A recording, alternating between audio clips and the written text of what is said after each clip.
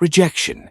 It is the wound that everyone fears, and yet the wound that, if faced correctly, can make you invincible. You have felt it before, that cold silence after effort, that door closing when your heart was wide open, that invisible wall between you and what you thought you deserved. Most people see rejection as a verdict, an announcement that they were not enough. But the Stoic sees it differently. For the Stoic, rejection is not the end.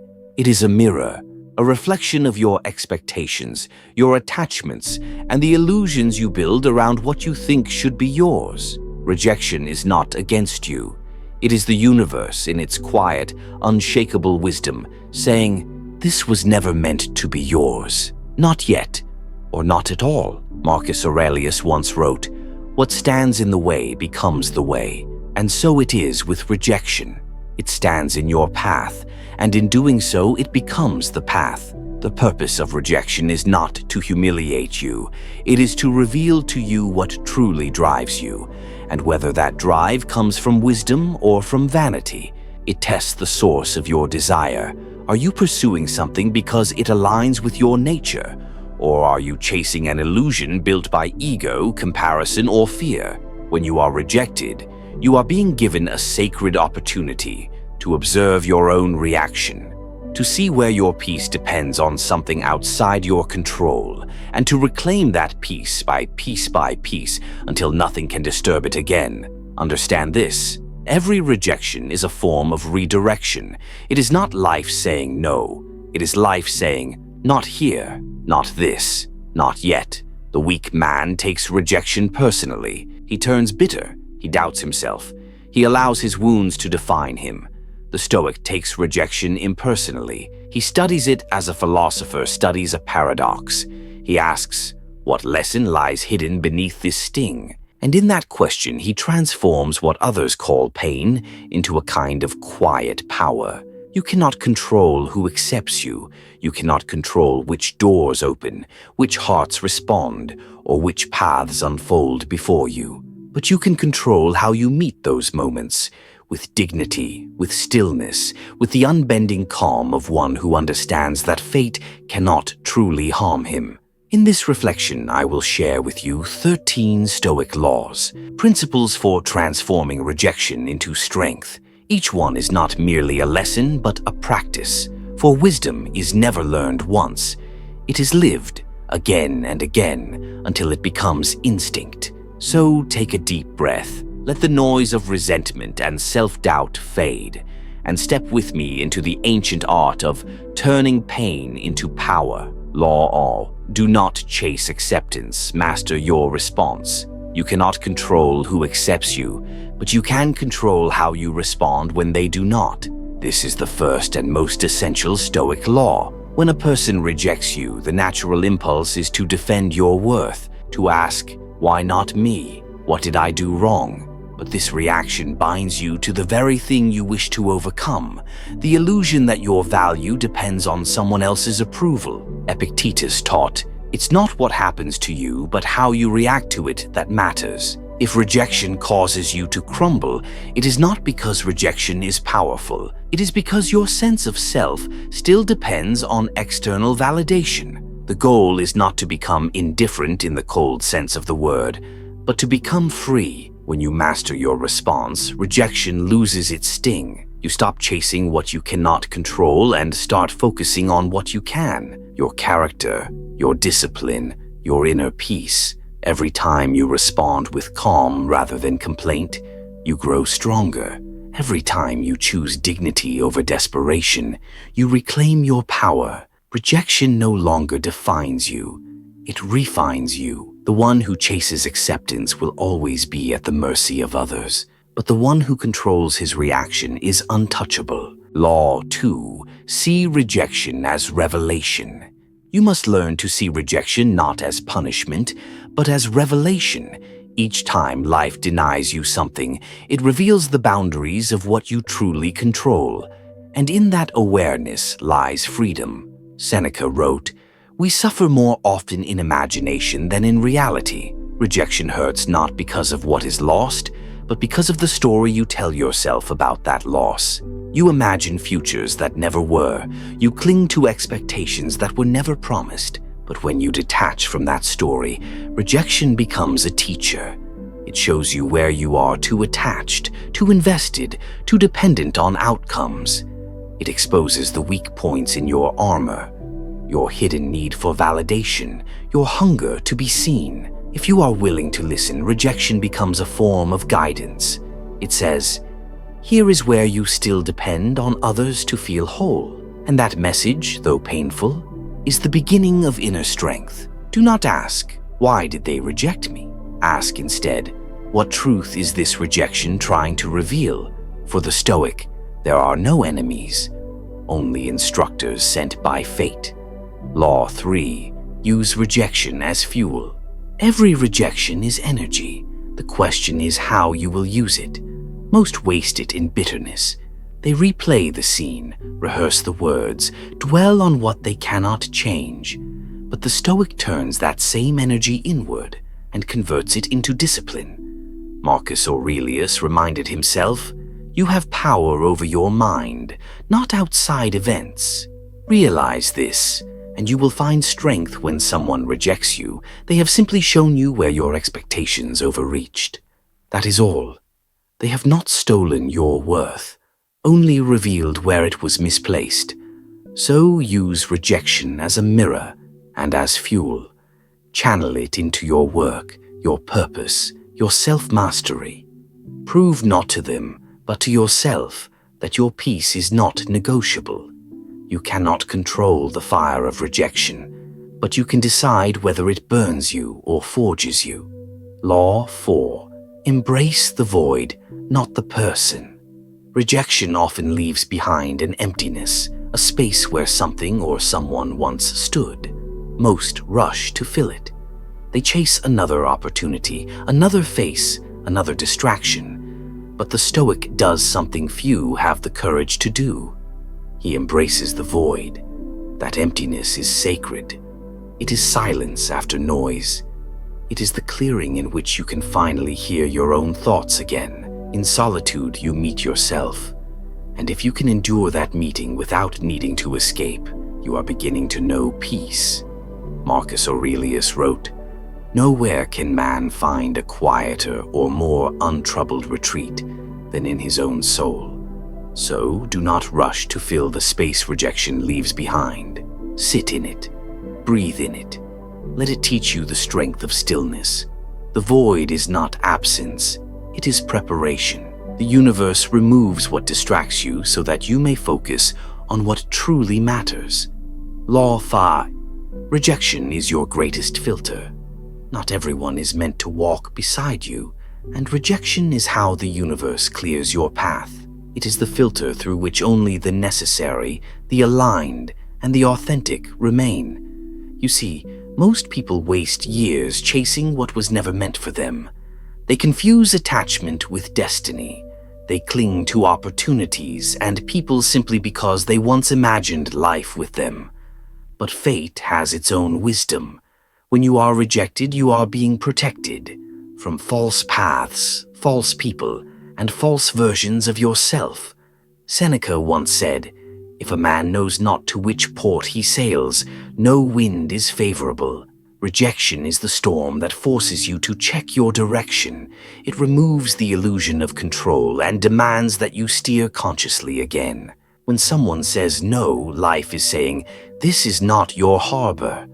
Do not curse the wind and study it. Do not fight the tide, understand it. In truth, rejection is not against you. It is for you. It purifies your focus. It filters your distractions. It ensures that only what resonates with your highest purpose remains. So when something leaves, whisper to yourself, "It was never mine to keep. It was only mine to learn from." That is not loss. That is alignment.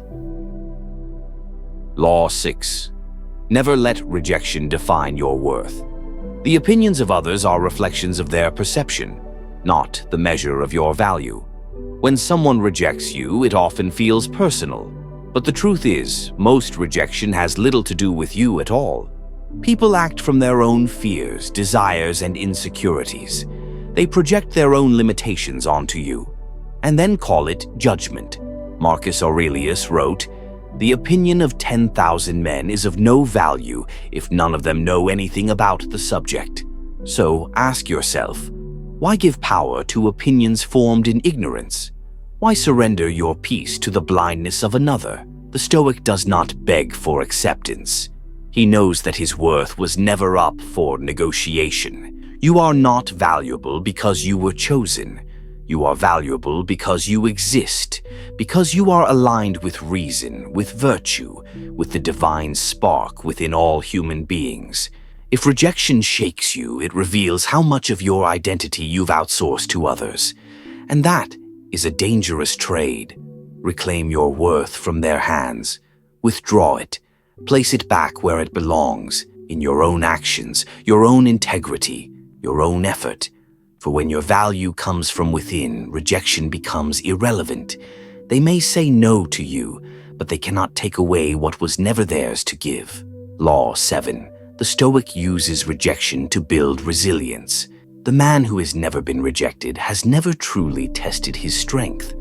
It is only in disappointment that your endurance is measured.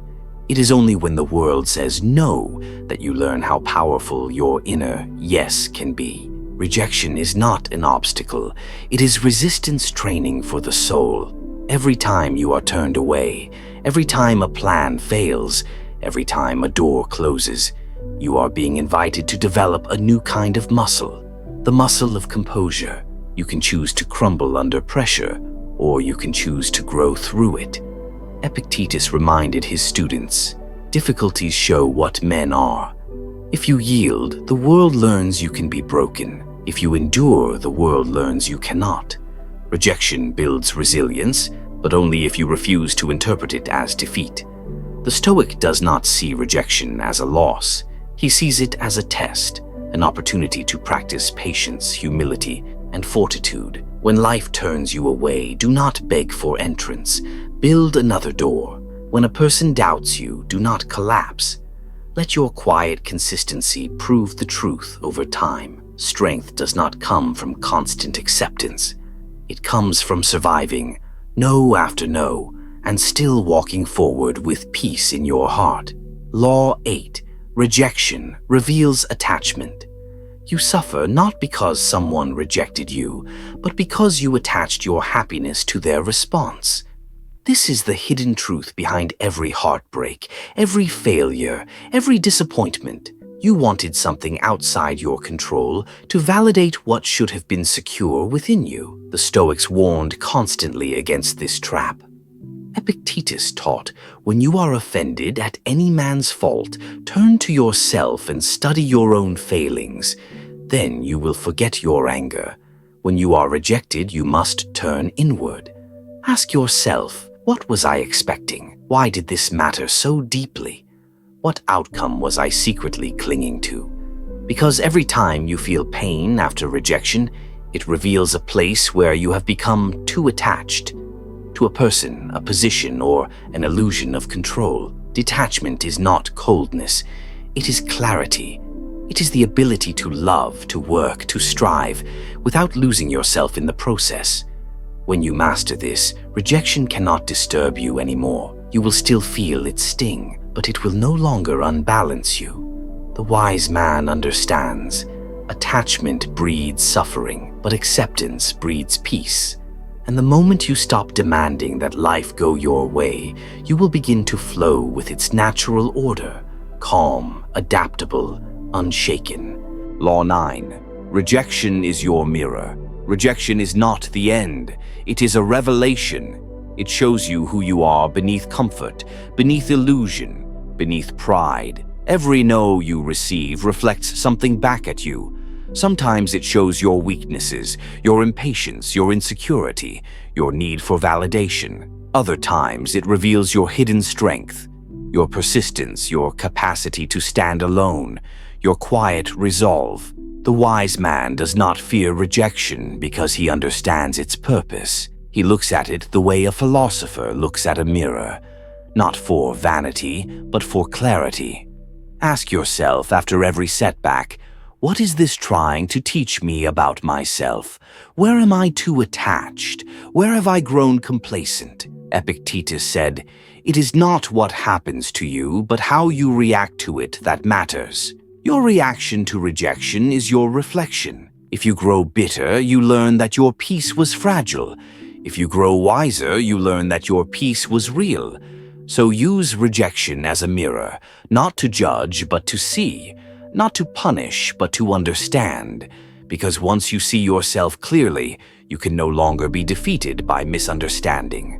Law X. Rejection is not a wall, it is a redirection. You think rejection blocks you, but it is often guiding you. It is the invisible hand of fate pushing you toward what you need, not what you want. And though it hurts, it is a form of divine mercy. Seneca wrote, "A gem cannot be polished without friction, nor a man perfected without trials."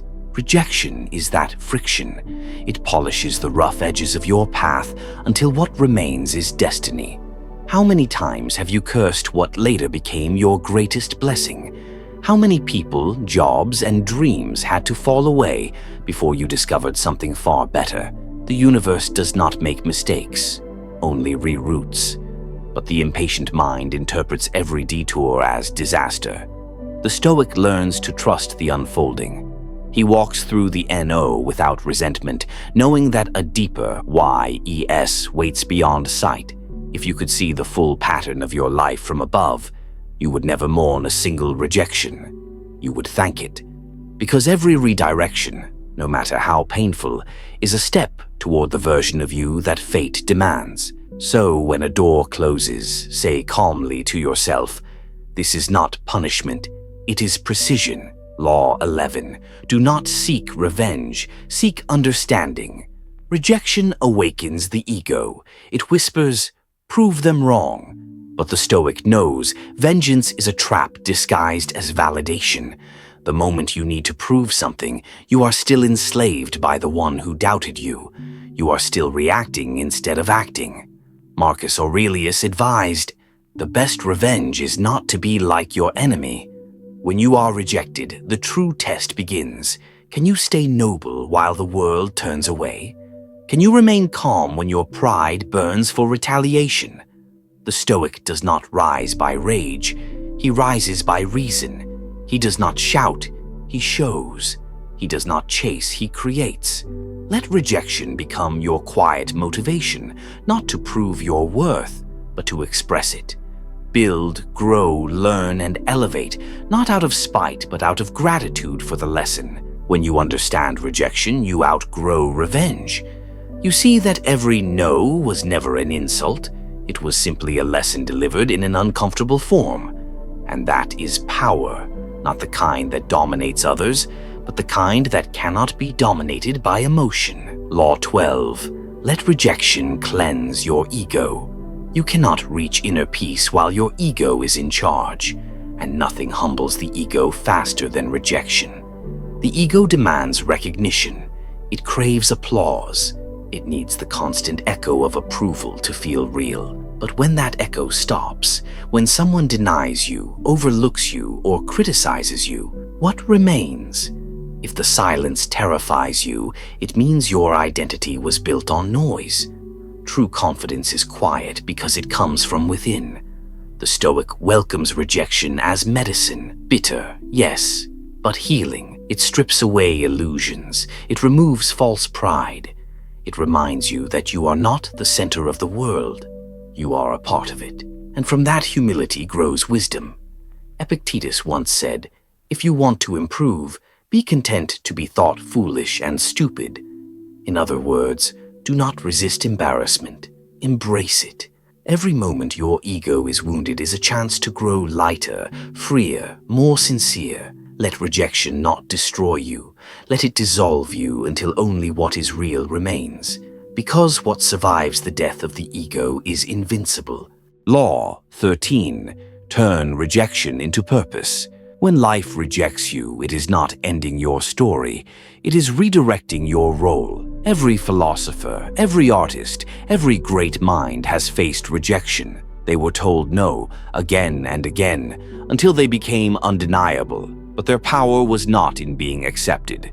It was in transforming every NO into fuel. The Stoic knows that pain is potential, that adversity is instruction, that rejection is not a verdict, it is an invitation to evolve. Seneca said, "Fire tests gold, adversity tests the brave." And rejection is one of life's purest flames. You can let it consume you, or you can let it forge you. When the world closes its doors, go build your own. When no one believes in you, become your own proof.